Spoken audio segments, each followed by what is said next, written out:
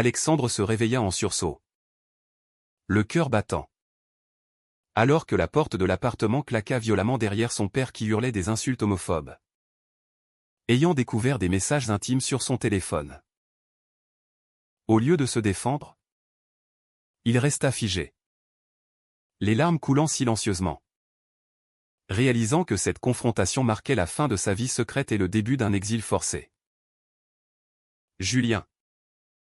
Son amant caché depuis 2 ans. L'appela paniqué. Ignorant que ce choc allait les plonger dans un tourbillon de trahison et de choix impossibles. Alexandre avait toujours su que ce jour viendrait. À 28 ans. Il vivait à Paris. Dans un petit appartement du Marais. Quartier vibrant où la communauté LGBT se sentait chez elle. Mais où les ombres du passé le hantaient encore. Fils unique d'une famille bourgeoise de Lyon. Il avait fui la province 5 ans plus tôt pour étudier le droit, prétextant une carrière prometteuse. En réalité, c'était pour respirer. Pour être lui-même sans le poids des attentes paternelles. Son père, un avocat conservateur, voyait en lui le successeur idéal, un homme droit. Marié. Père de famille. Mais Alexandre aimait les hommes. Et cela depuis l'adolescence. Un secret enterré sous des couches de mensonges et de faux-semblants. Julien était entré dans sa vie comme un ouragan. À 25 ans. Il était graphiste freelance. Originaire de Marseille. Avec une énergie contagieuse et une liberté assumée. Ils s'étaient rencontrés dans un bar gay discret.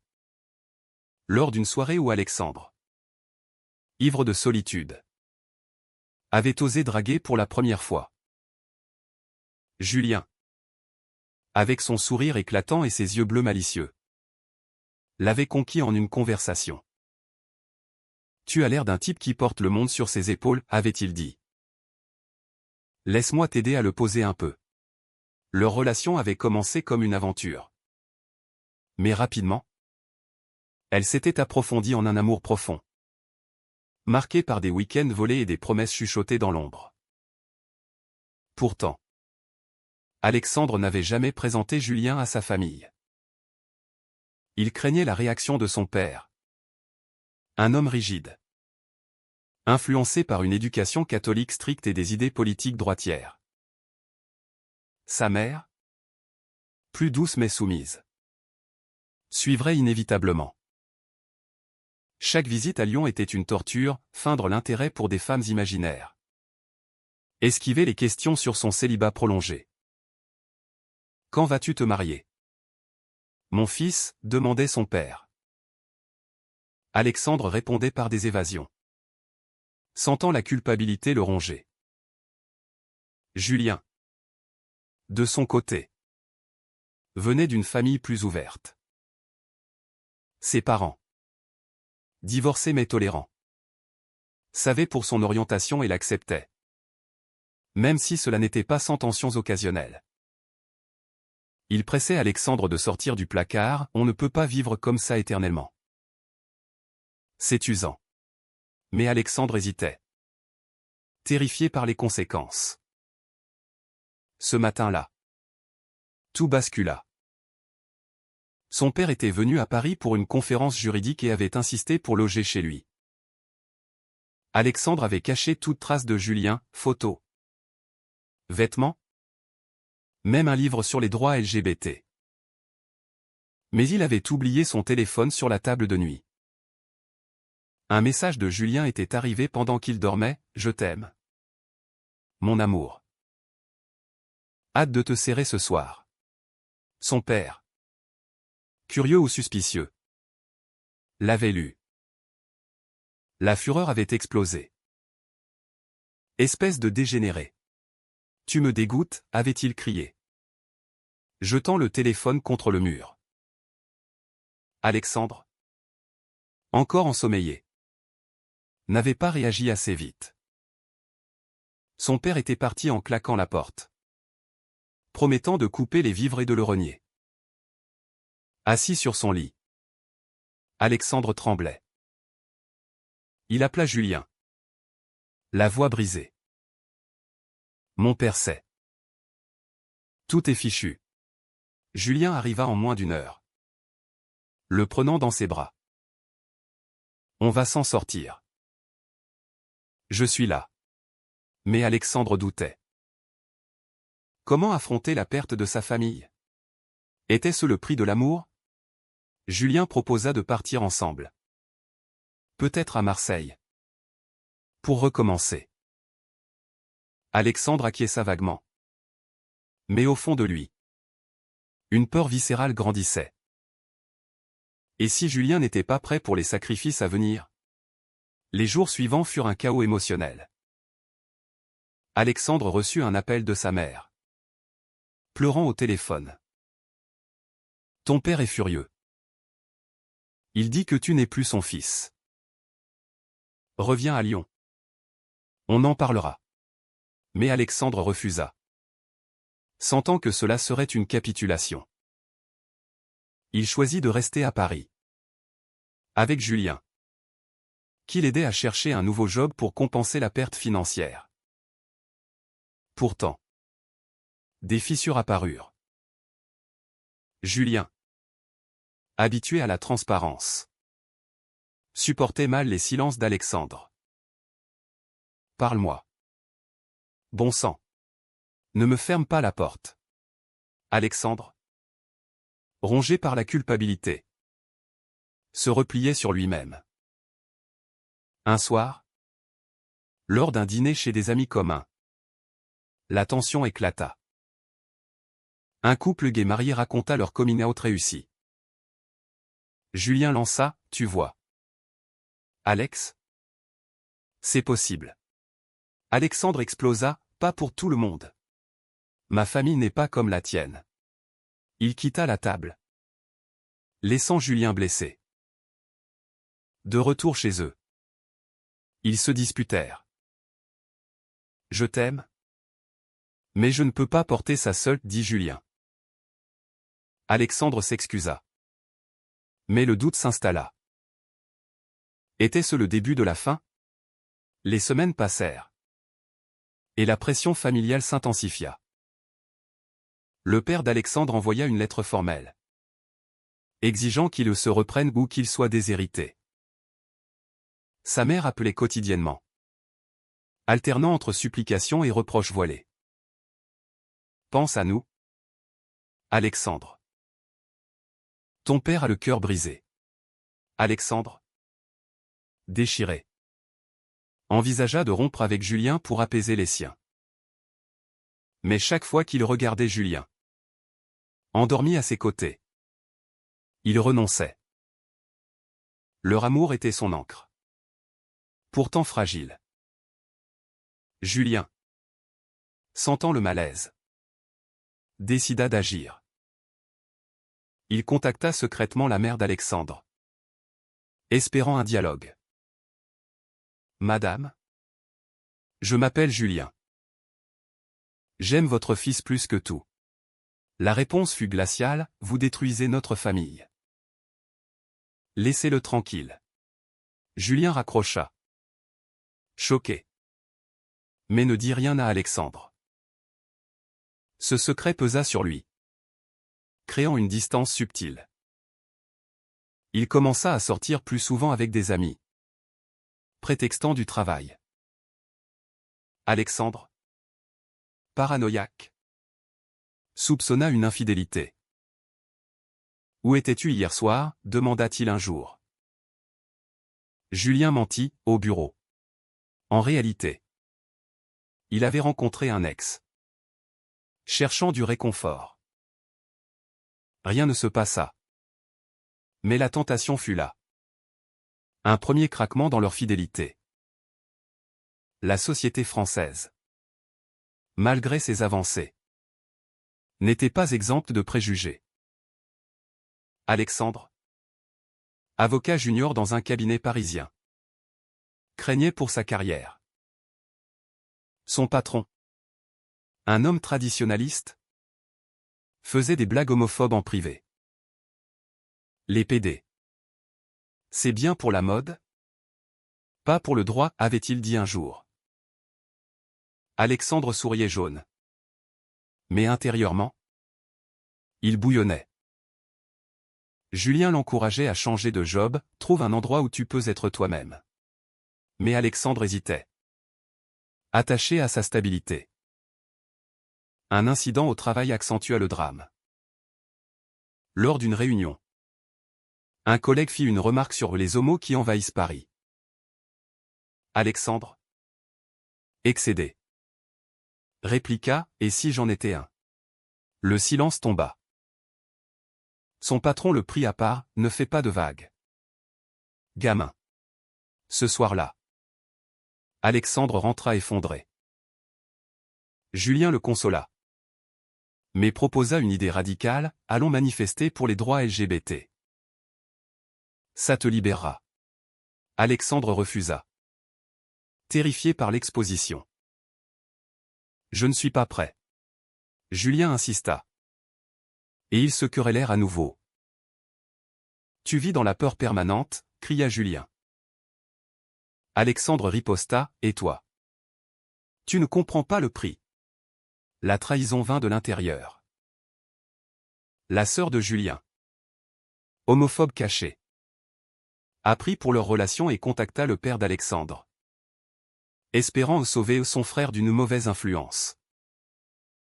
Elle envoya des photos volées d'eux ensemble. Le père d'Alexandre explosa. Appelant son fils, c'est donc ça. Ton ami? Tu es une honte. Alexandre, furieux, confronta Julien, ta sœur? Comment a-t-elle su? Julien avoua son appel à la mère d'Alexandre. Je voulais aider. Alexandre se sentit trahi, tu as agi dans mon dos. Leur dispute fut violente. Des mots durs fusèrent. Julien partit en claquant la porte, laissant Alexandre seul avec ses démons. Le lendemain, Alexandre erra dans Paris, réfléchissant à ses choix. Était-il prêt à tout perdre pour Julien? Ou valait-il mieux renoncer? Il appela sa mère, espérant un soutien. Maman? Je l'aime vraiment. Elle soupira, l'amour ne suffit pas toujours. Mon fils. Pense à ton avenir. Ces mots le hantèrent. Julien, de son côté, regrettait sa trahison impulsive. Il rentra le soir, s'excusant, je t'aime trop pour te perdre. Ils se réconcilièrent dans les larmes. Mais la confiance était ébranlée. La pression sociale culmina lors d'une fête de famille chez Julien à Marseille. Alexandre accepta d'y aller. Un pas vers l'acceptation. Mais la sœur de Julien fut là. Distillant du venin, Julien mérite mieux qu'un lâche qui se cache. Alexandre, humilié, quitta la soirée. Julien le suivit. Mais le mal était fait. Sur le trajet du retour, ils parlèrent peu. Alexandre se demanda si leur amour survivrait à ces épreuves constantes. Les mois suivants furent un tourbillon de décisions critiques. Alexandre, poussé par Julien, décida de venir out publiquement. Il posta une photo d'eux sur les réseaux sociaux. Avec une légende, voici l'homme que j'aime. Fiers et ensemble. Les réactions furent mitigées. Des amis applaudirent. Mais sa famille explosa. Son père l'appela, tu es mort pour moi. Sa mère pleura, pourquoi nous faire ça? Alexandre, brisé, trouva du réconfort chez Julien. Mais intérieurement, il regrettait presque. Était-ce la bonne choix? Au travail? Les conséquences furent immédiates. Son patron le muta à des tâches subalternes, prétextant une réorganisation. Alexandre comprit, discrimination voilée. Il envisagea de porter plainte, mais craignit les représailles. Julien l'encouragea, batte-toi. C'est ton droit. Alexandre hésita, pesant le risque contre la justice. Finalement, il consulta un avocat spécialisé en droit LGBT. « Vous avez un cas solide, dit-il. » Alexandre lança la procédure. Un acte de courage qui le transforma. Mais le stress le rongeait, affectant leur relation. Julien, de son côté, affrontait ses propres démons. Sa sœur, persistante, le harcelait, rompt avec lui. Ou je dis tout à maman. Julien, loyal, la confronta, c'est ma vie. Pas la tienne. Mais cela créa une fracture familiale. Sa mère, prise entre deux feux, choisit la neutralité, blessant Julien. Je t'aime, mais je ne veux pas de conflit. Julien se sentit abandonné, projetant sa frustration sur Alexandre. Ta famille. La mienne. Tout ça à cause de nous. Alexandre répliqua, c'est le prix de l'authenticité. Leur amour, autrefois passionné, devenait un champ de bataille. Une nuit, après une dispute, Julien sortit et rencontra un ancien flirt dans un bar. Ils parlèrent, flirtèrent légèrement. Rien de plus. Mais Julien rentra coupable. Alexandre, suspicieux, fouilla son téléphone, un acte qu'il regrettait aussitôt. Il trouva un message ambigu. C'était qui, demanda-t-il. Julien avoua la rencontre, mais nia toute trahison. Alexandre explosa, après tout ce qu'on a traversé. Julien pleura, j'étais perdu. Ils se séparèrent pour la nuit. Alexandre dormant sur le canapé. Le lendemain, ils parlèrent, décidant de consulter un thérapeute de couple. On ne peut pas continuer comme ça, admit Alexandre. La thérapie révéla des vérités douloureuses. Alexandre confia sa peur de l'abandon, ancrée dans son éducation rigide. Julien admit sa impulsivité, née d'une enfance chaotique. Ils travaillèrent sur la confiance. Mais les sessions étaient épuisantes. Entre-temps, le procès contre son employeur avançait. Alexandre témoigna, exposant les discriminations. La presse locale s'empara de l'affaire, le rendant visible. Des soutiens affluèrent. Mais aussi des haineux, messages anonymes. Regards hostiles dans la rue. Julien le protégeait, mais craignait pour leur sécurité. Et si ça dégénère? Alexandre haussa les épaules, c'est le combat. Un tournant vainquant le père d'Alexandre. Informé par la presse. L'appela. Je ne cautionne pas. Mais je ne veux pas te perdre. C'était un olive branche timide. Alexandre, ému, accepta un rendez-vous à Lyon.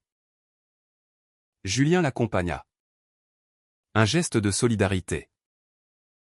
La rencontre fut tendue, le père évitait les regards. La mère médiatisait. Expliquez-moi, dit le père.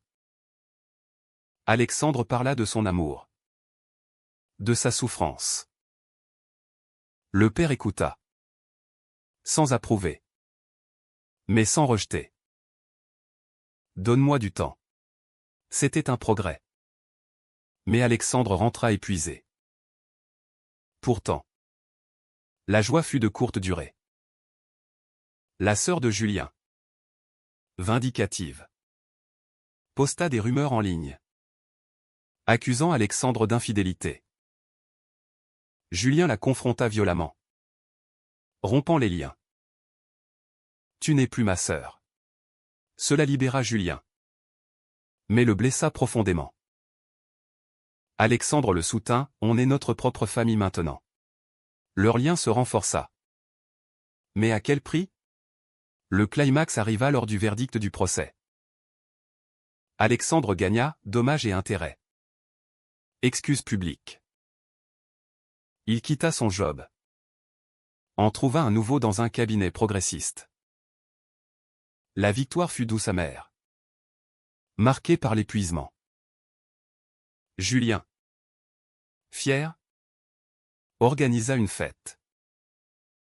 Mais ce soir-là, un appel changea tout. La mère de Julien, influencée par la sœur, annonça « Je ne peux plus te voir tant que tu es avec lui ». Julien, dévasté. Choisis Alexandre, c'est toi ma priorité. Mais la perte le hanta, le rendant distant. Alexandre, sentant le fossé, proposa une pause. Peut-être qu'on a besoin d'espace. Julien refusa, non. On affronte ensemble. Pourtant, les disputes reprirent. Un soir, Julien avoua sa quasi-trahison antérieure. J'ai failli. Mais je t'aime. Alexandre, blessé, pardonna. Mais le doute persista. Ils naviguaient dans un océan de mouvances émotionnelles. Chaque vague testant leur résilience. La société continuait de peser. Des amis se distancèrent, craignant les controverses. Alexandre et Julien se rapprochèrent de la communauté LGBT, trouvant du soutien dans des groupes. Ils participèrent à une marche des fiertés. Main dans la main. Un acte libérateur. Mais intérieurement, Alexandre questionnait, avait-il tout sacrifié pour rien? Julien, de son côté, regrettait ses impulsions passées. Finalement, après une année de tourments, ils décidèrent de se marier. Une cérémonie intime à Paris, symbolisant leur victoire. Les familles absentes, mais des amis présents. Le père d'Alexandre envoya un message, « Félicitations. Fils. » Un pas minuscule. Julien, ému, embrassa Alexandre, on l'a fait. Mais la paix était fragile. Marquée par les cicatrices. Des années plus tard, Alexandre repensait à ce parcours. Les trahisons. Les pertes. Les éveils. Avait-il fait les bons choix? L'amour valait-il tous ces sacrifices? Peut-on vraiment affirmer que sacrifier sa famille pour l'amour authentique est toujours la bonne décision? Ou cela dépend-il des circonstances individuelles?